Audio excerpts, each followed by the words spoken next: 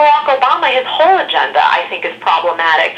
This is a president who's added more to the national debt than Washington through Reagan combined, and in the same breath is talking about fiscal discipline and fiscal responsibility. He's done nothing in the way of leadership, be it in terms of border security. He's out there spewing lies about how the border fence is almost complete when it's not.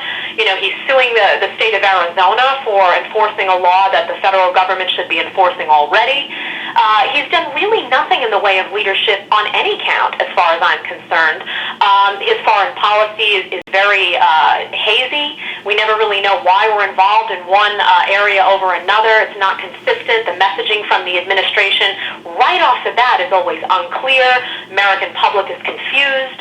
So I think that across the board, his policy is damaging. Of course, the debt is going to be an enormous problem for future generations, but so are things like, a mandate saying you have to purchase health insurance whether you want to or not, because that sets a precedent whereby the federal government is way too involved in people's individual lives and their individual liberties. And if we allow that precedent to be set, well, what's next? Exactly. And so I agree with you. I think those are great points. What's your theory on Obama, and what do you think is really his sort of motive?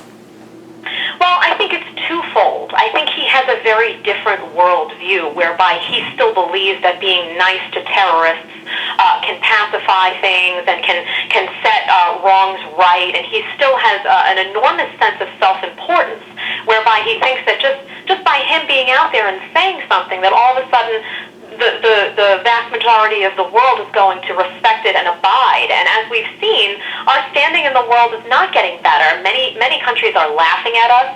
They find us to be weaker.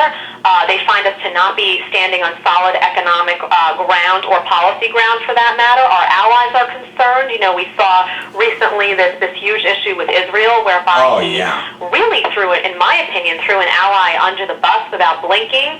So I think all of those things are a really big problem with respect to him. And I think that what we need come 2012 is someone who's the complete opposite of him.